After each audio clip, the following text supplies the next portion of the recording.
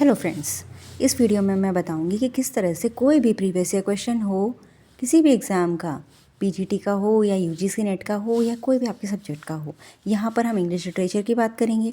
तो देखते हैं, देखिए ये है 2022 का गेट का previous year question English literature का। क्वेश्चन ये है कि ऑथर के नाम दे रखे हैं और उनके सिडोनिम दे रखे हैं। अब यहाँ देखो, जो अब आप जैसे आप सेल्फ स्टडी कर रहे हो, आपने कोई कोर्स परचेस नहीं करा, आपको ज़ीरो नॉलेज है, आपने सिलेबस एक बार देख लिया है, किसी भी आपने कोई बुक्स परचेस करी होगी और या किसी के कोचिंग के नोट्स परचेस करे होंगे, आपने इन राइटर्स को एक दो को सुन लिया होगा या मतलब विक्टोरियन एज पढ़ा होगा तो जॉर्ज इलियट को, शार्लेट ब्रॉन्टे को, इन सबको सुन लिया होगा, नाम सुना होगा, सिल्विया प्लैथ का, आपको थोड़ा थोड़ा आइडिया है। एक दो नाम मान लो आपको याद है और बाकी आप भूल चुके हो। अब आपने ये एनालाइज़ करना है इसका सही आंसर। मुझे तो खैर ये सारे पता थे क्योंकि ये सारे ही यूजीसी नेट में आ चुके हैं और ये इंपॉर्टेंट क्वेश्चंस हैं, तो मुझे पता थे इसके आंसर। बट मैं बताती हूँ, अगर आपको कुछ भी नहीं पता तो आप कैसे एनालाइज़ करोगे इसको। पहले जब सिर्फ हम गूगल पे सर्च करते थे, कोई चैट जीपीटी नहीं था या यूट्यूब था, तो बड़ा मुश्किल हो जाता था सर्च करना। अब सबसे पहले क्वेश्चन देखो, match the following authors with their pseudonyms. Pseudonyms क्या होते हैं? फॉल्स नेम, या फिर वो नेम्स जो राइटर्स ने अडॉप्ट करे थे जब उन्होंने कोई वर्क लिखा था। जैसे मेरा नाम ज्योति है, मैंने कोई बुक लिखी है, कोई वर्क लिखा है और उसका नाम मैं फॉर एग्जाम्पल क्यूरर बेल नाम से दूँ, तो मेरे जितने वर्क्स हैं रिटन बाय क्यूरर बेल, तो ये मेरा क्या हुआ? False name, pseudonym. तो पहले कॉन्सेप्ट को समझ लिया, स्यूडोनिम क्या होता है। अब इन सारे ऑथर्स को एक बार हमें विकिपीडिया पेज पे ज़रूर देखना चाहिए, ये नहीं कि क्वेश्चन सॉल्व करा और चल दिए। तो इस तरह से हमारा रिवीजन भी हो जाएगा, है ना। हमने वो किसी बुक में से इन राइटर्स को पढ़ा होगा, अब इसका रिवीजन करते हैं। तो चलो देखते हैं कैसे करें।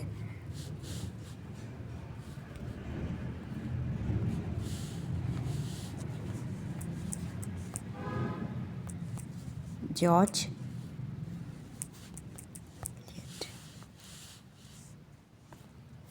सो ये कौन है? ये इंग्लिश नॉवलिस्ट हैं और पोएट हैं। And let's read more about George Eliot. ये नेम कैसा लग रहा है? मेल नेम लग रहा है ना, but she is a female writer.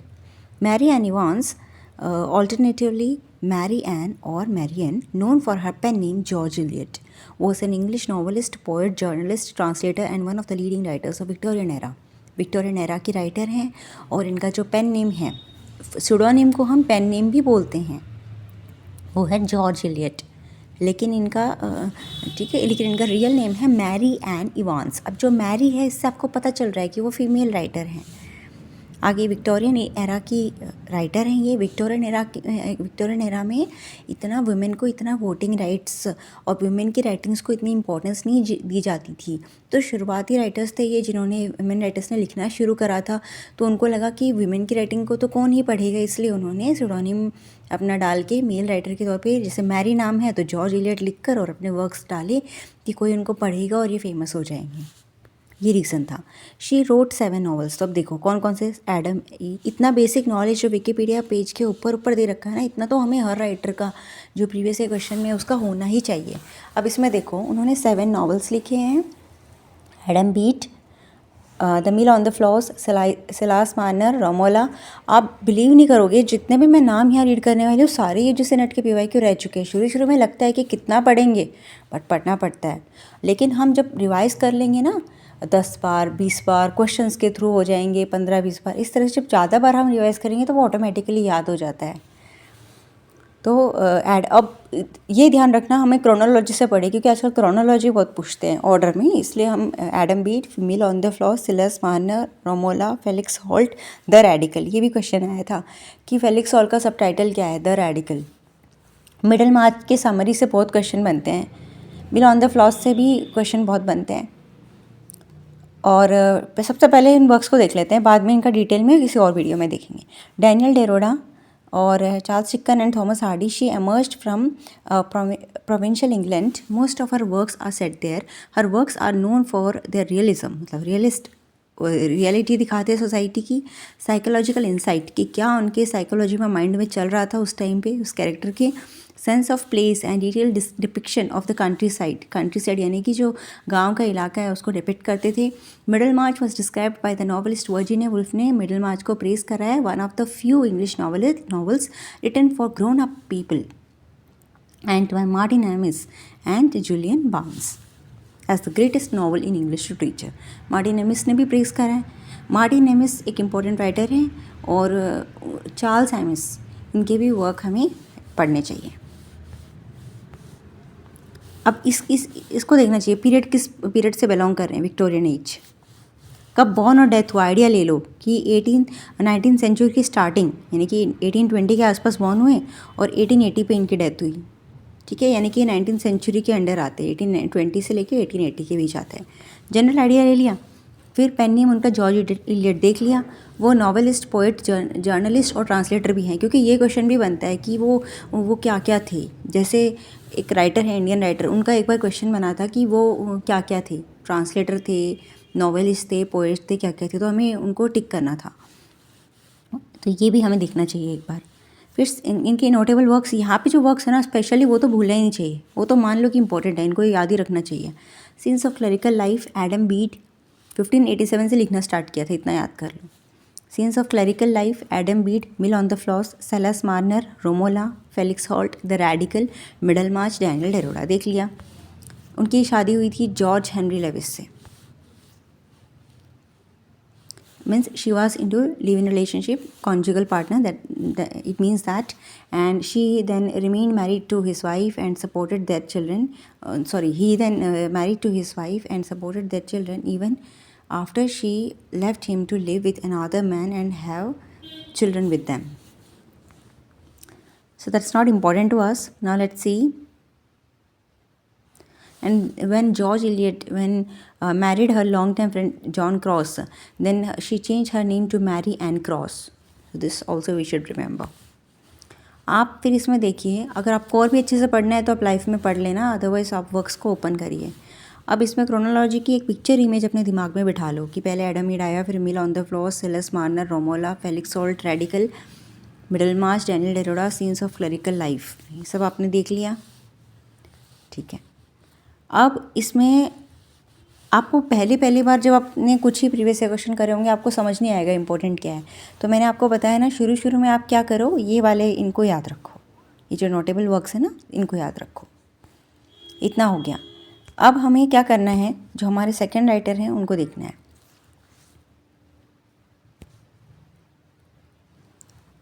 तो हमें इतना पता चल गया ना कि इनका जॉर्ज इलियट का नाम क्या है, मैरी एन इवांस. हमने सर्च कर लिया, हमें नहीं पता था इसका आंसर, हमने सर्च कर लिया और हमने लर्न कर लिया अब उसको, उनका नाम क्या है. उसके बाद सिल्विया प्लैथ के बारे में देखते हैं.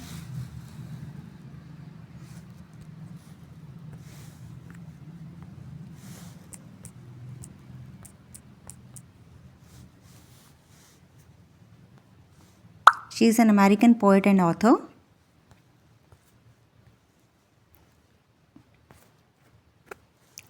अमेरिकन पोएट और ऑथर हैं. She is credited with advancing the genre of confessional poetry. Confessional poetry यानी कि जहाँ पर जो राइटर है वो अपने पर्सनल जो फीलिंग्स हैं, इमोशंस हैं, अपनी पर्सनल लाइफ के बारे में खुल के बताते हैं. जैसे कि देखो यहाँ पे बताती हूँ proper definition. Style of poetry that emerge in US में एमर्ज हुई थी 1950 के आसपास.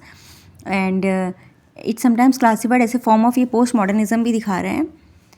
और यहाँ पे क्या होता है, पर्सनल एक्सपीरियंसेस बताते हैं राइटर अपने, कि मेरी लाइफ में क्या क्या हुआ था. इवेंट्स बताते हैं कि क्या क्या उनके लाइफ में इवेंट्स हुए थे, ये सब. And known for the Colossus and the other poems. Ariel, the Bell Jar important semi autobiographical work है. इसमें से बहुत क्वेश्चंस बनते हैं, ये ज़रूर पढ़नी है. इसकी summary, characters and themes. And she died by suicide in 1963. The collected poems were published in 1981. ये जो कलेक्टेड पोएम्स है कब पब्लिश हुआ, 1981 में. और ये कलेक्टेड पोएम्स किसका वर्क है, सिल्विया प्लैथ का. ये भी प्रीवियस ईयर क्वेश्चन है, तो ये इंपॉर्टेंट है. और इनको कौन सा अवार्ड मिला था, पुलिट्ज़र प्राइज़. और देखो, जिसको पुलिट्ज़र प्राइज़ मिल गया, नोबेल प्राइज़ मिल गया, कॉमनवेल्थ प्राइज़ मिल गया, ठीक है, बुकर प्राइज़ मिल गया, या जननपीठ अवार्ड मिल गया इंडिया में, साहित्य अकेडमी अवार्ड मिल गया इंडिया में, ये सारे ये राइटर्स तो इंपॉर्टेंट है, नो डाउट. पूछना ही नहीं है कि इम्पोर्टेंट है क्या, क्योंकि जो मैंने अभी नाम लिए हैं सारे इंपॉर्टेंट अवार्ड्स होते हैं. पुलिट्ज़र प्राइज़ मिला है इनको, the collection for collection the collected poems. and when she got posthumously in 1982, because in 1981 she died, sorry, in 1963. और कलेक्टेड पोएम्स जो है ये भी पोस्टमसली पब्लिश हुआ था 1981 में, पुलिट्जर प्राइज़ फिर इसको 1982 में मिला है. देन पेन नेम देखो, विक्टोरिया ल्यूकास. अब देखो,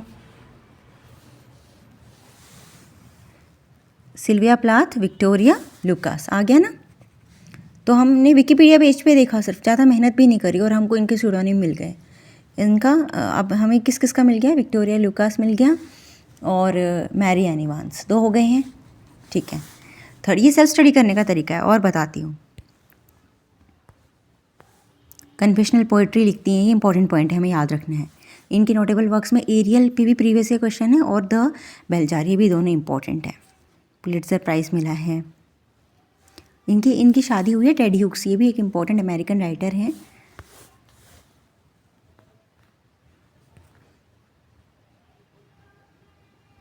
और जो ये ओटो प्लाथ है ना, इनके फादर, इन पे भी इन्होंने एक पोएम डेडिकेट करी है.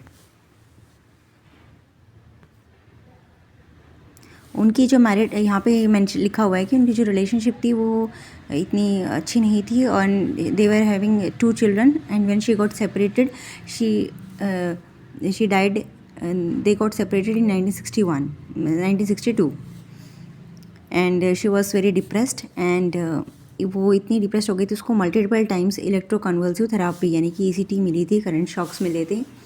And she tried many suicide attempts and finally she took her life in 1963. तो ये इनकी जो मैरिड रिलेशनशिप भी काफ़ी डिस्टर्ब थी and then she did suicide in 1963.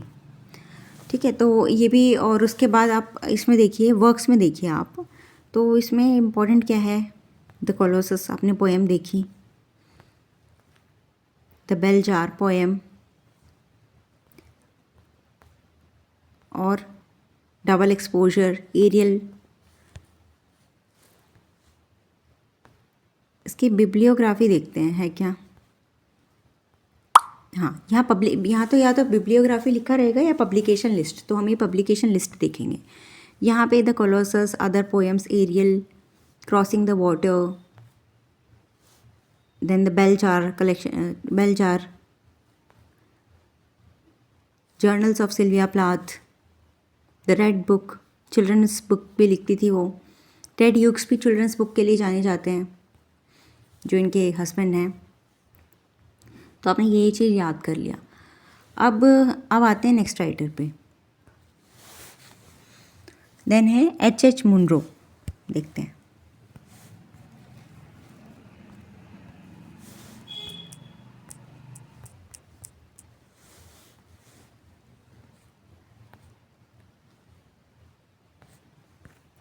Hector hue Munro, उसका पेन नेम क्या है, शुरू में ही दे दिया, साकी. ठीक है. तो साकी इनका पेन नेम है, हमें मिल गया आंसर. सो H.H. मुनरो का पेन नेम क्या है, साकी. थर्ड भी हमने ढूंढ लिया. ये ब्रिटिश राइटर हैं, बहुत मिस्टीवियस थे, मैकाब्रे थे. मैकाब्र क्या होता है, macabre, sorry for pronunciation wrong हो सकती है. Means having the quality of having a grim और घास्टी एटमोसफियर, यानी कि कुछ ऐसे घोस्ट लाइक एटमोसफियर बना देना, सिम्बल्स दिखाना डेथ के. जैसे देखो आप इमेजेस देखो, किस तरह की इमेजेस आएंगी, इनको बोलते हैं मैकाब्र. अपने वर्क्स में ये इस तरह की इमेजेस देते थे. ठीक है. समटाइम्स मैकाब्र स्टोरीज ये क्रिएट करते थे, यानी कि घोस्टली अपीयरेंस वाली इस तरह के एटमोसफियर क्रिएट करके एडवर्डियन सोसाइटी और कल्चर को सटायराइज करते थे. और he is considered by English teachers and scholars a master of short story and often compared to O. Henry and Dorothy Parker. तो वो किससे कंपेयर किया जाता था वो भी याद रखना है. Influenced by Oscar Wilde, Lewis Carroll, Rudyard Kipling. Okay. तो ये रहा पेन नेम साकी.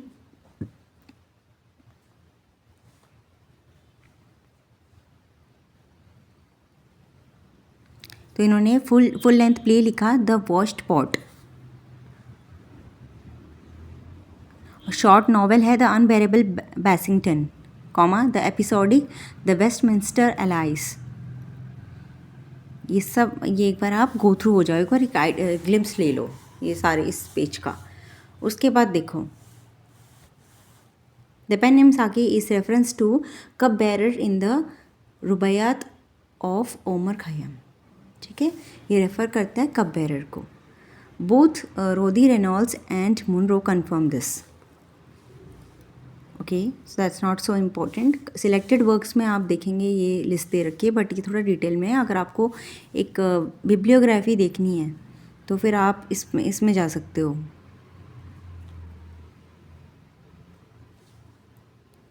पब्लिकेशंस में यहाँ पे आपके क्रोनोलॉजी का एक आइडिया हो जाएगा आपको कि पहले कौन सा वर्क था, उसके बाद कौन सा था। The women who never should, the Westminster Alice, beasts and super beasts, the best of Saki. तो ये अगर इस तरह के आ गया क्वेश्चन कि the best of Saki is written by home, so you can answer कि it's written by H.H. Munro because you know the pseudonym of H.H. Munro, that is Saki, the complete Saki, the bodily head Saki। इनको एकदम याद रखने की ज़रूरत नहीं है, बस ये याद रख लो कि हाँ साकी आ रहा है, थोड़ा एक आइडिया ले लिया करो, क्योंकि हम इतने सारे वर्क्स हम सारे याद नहीं रख सकते, इसलिए हमें थोड़ा सा लॉजिक के बेसिस पे गेस वर्क करना पड़ता है, प्योरली तुक्का नहीं होता है वो। नेक्स्ट, शार्लोट ब्रॉन्टे के बारे में देखते हैं ताकि हमें पता चले कि इनका जो हमें सिर्फ विकिपीडिया पेज से ही क्या पता चल जाएगा कि इनका स्यूडोनिम क्यूरर बेल है। देखते हैं।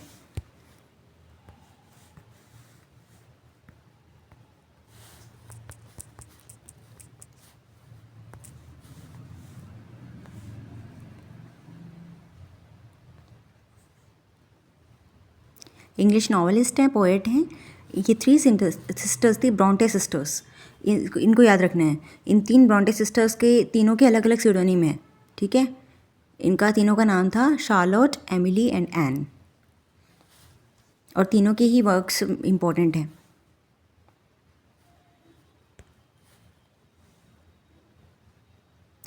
और इनकी जो इम्पोर्टेंट नॉवल है जेन आयर।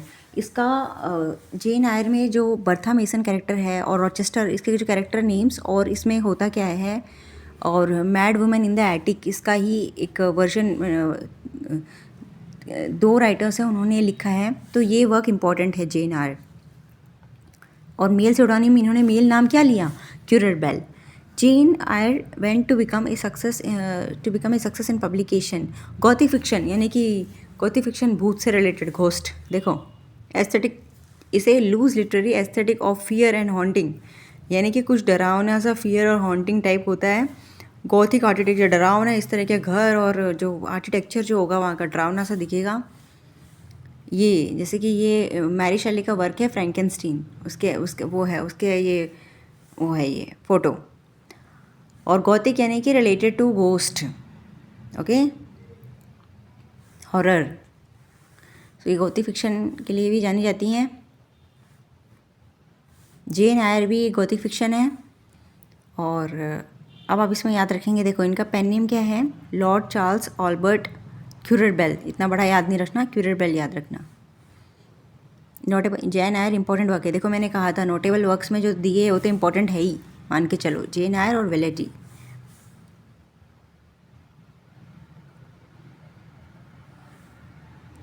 And then she left her school to teach her sisters Emily and Anne at home.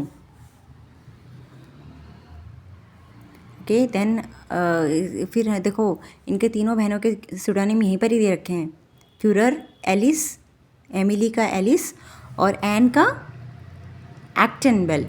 देखो शार्लट का सी, एमिली का ई, एलिस, और एन का एक्टन बेल। और शार्लट ब्रंटी का पहला नॉवेल कौन सा है, द प्रोफेसर। तो हमने इस तरह से हमारा ये क्वेश्चन हमें नहीं भी आता था तो हम इसको सीख लेते और कर लेते, ताकि अगली बार हम एग्ज़ाम में बैठे तो इसको सॉल्व कर सके। शार्लट ब्रंटे का भी हमें स्यूडोनिम पता चल गया, क्यूरर बेल। तो अगर हमें चारों में से कुछ भी 1-2 भी पता होते तो हम इस MCQ को सॉल्व कर लेते और आराम से मार्क्स गेन कर लेते। ये तरीका होता है सेल्फ स्टडी का।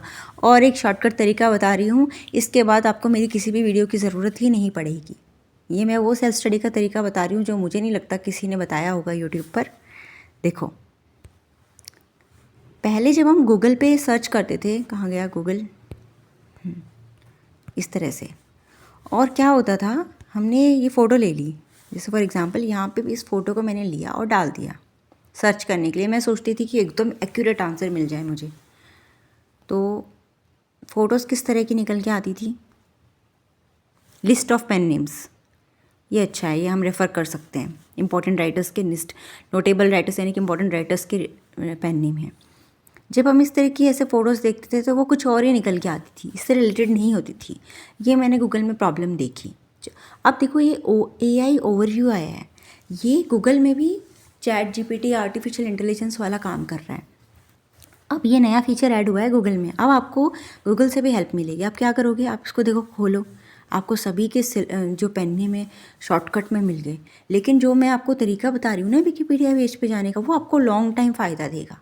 अगर आपको शॉर्टकट में एग्ज़ाम क्लियर करना है तो ये वाले तरीके से आपको गूगल पे सर्च के फ़ोटो डालने से ही देखो आपको सबके पेन नेम मिल गए। Currer Bell, Victoria Lucas, George Eliot का मैरी एन इवांस, मिल गए ना सबके नाम। हाँ, एक ये तरीका है। लेकिन जब आप गूगल पे फ़ोटो डालते हो ना तो आपको इस तरह की जो फ़ोटोज़ आती है ये एक्यूरेट नहीं मिलती आपको। अब आप गूगल का ही जेमिनाई है, गूगल जेमिनाई, देखो ये रहा। मैंने यहीं पर ही ये फ़ोटो क्लिक करके मैंने डाला और मैंने डाला explanation of the writer, biography, important works her writer के, और why the particular writer got that pseudonym and why he adopted this pseudonym। मतलब मैंने ये डालना था, यहाँ स्पेलिंग मिस्टेक हो गई।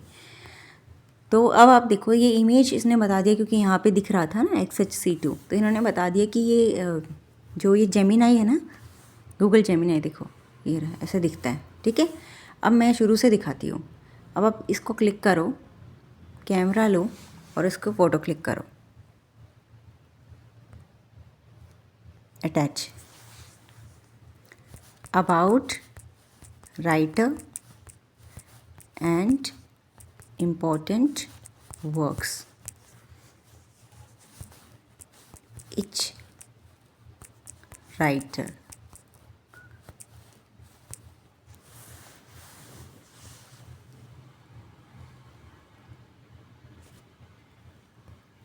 देखो ये इनके आंसर्स आ गए। अब मैंने बायोग्राफी डाल दी, तो why she used Evans chose a male pen name for several reasons. In the 19th century, women writers were often not taken seriously. उनको इतना seriously नहीं मानते थे कि women है क्या writing लिखेगी.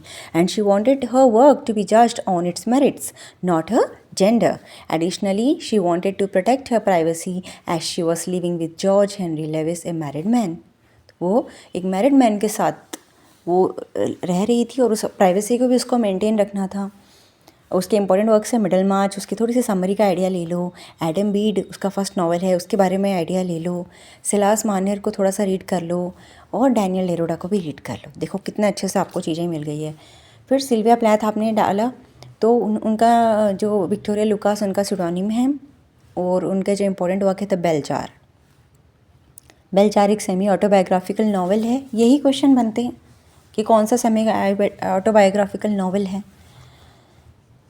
ठीक है, तो ये देखो लेडी लजारस, इस तरह से आपने वर्क, ये भी इंपॉर्टेंट वर्क है लेडी लजारस। H.H. मुनरो के बारे में आपने देख लिया, इंपॉर्टेंट वर्क्स दे रखे हैं यहाँ पे। शार्लोट ब्रॉन्टे की इंपॉर्टेंट वर्क दे रखा है। ये तरीका होता है सेल्फ स्टडी का। अब इसके आगे मुझे नहीं लगता मेरी किसी भी वीडियो की आपको ज़रूरत है, और आप अपनी सेल्फ स्टडी आराम से कर सकते हैं। और मेहनत करना और आपकी ग्रैस्पिंग पावर कितनी है, कितनी आप बार बार प्रैक्टिस कर रहे हो, कितनी आप चीज़ों को रिटेन कर पा रहे हो, वो सब आपकी जो है वो आपकी मेहनत है जो आपको सक्सेस दिलाएगी। आज के टाइम पे नॉलेज जो है, ठीक है, नॉलेज रिसोर्सेस ऑलमोस्ट फ्री हैं, but how you use that resources in order to crack your exams, in order to become assistant professor, in order to understand the concept, and if you're becoming a teacher, you're explaining it to your students, how you're explaining it, and that matters. So this is the way you have to do self study, and I don't think कि कोई doubts बच गए होंगे। और अभी भी अगर doubt है, और एक तरीका है, एक और, आप जाओ यूट्यूब पर, आप यहाँ पे टाइप करो pseudonym of writers in English literature UGC net. देखो सर ने वीडियो डाल रखी है लिटरेचर लवर्स पे, ये क्या है, पेन नेम्स डाल रखे हैं इंपॉर्टेंट राइटर्स के। फिर मैम ने भी डाल रखे हैं, सुनैना मैम ने भी 15 ऑथर्स के उनके पेन नेम्स के। और मैम के जो कंटेंट है ना, एक एक लाइन इंपॉर्टेंट है। मैम ने इतने अच्छे से प्रीवियस ईयर क्वेश्चंस को, मैम क्या है सभी टीचर्स करते हैं एनालिसिस, तो आप ये वीडियो है ना, एक एक लाइन इंपॉर्टेंट है, बिल्कुल ध्यान से सुननी है, पढ़नी है। और ये सारे ठीक है, देखो कितना मैटर आपका फ्री में अवेलेबल है, मेहनत करना आपका काम है। यहाँ पर भी देखो, ये देखो, ये देखो, मुझे एडिटिंग का और इन सब का टाइम नहीं है, और मैं इतना इस चीज़ को मानती भी नहीं हूँ कि एडिटिंग करूँ। इसलिए मैं जो है एकदम प्योर कंटेंट बना रही हूँ, और मेरे को कोई सब्सक्राइबर्स वगैरह बढ़ाने से मतलब भी नहीं है। मुझे तो ये जो मैंने सीखा वो मैं शेयर करूँ, बस इतना ही मेरा मोटो है। So that's all for today, thank you so much. I hope this video is very helpful to you, and इसी स्ट्रैटेजी को फॉलो करो और अपना पढ़े जाओ, सेल्फ स्टडी करे जाओ। और क्या करो, डेली का ना आप डेट नोट डाउन कर लो एक पेपर पे।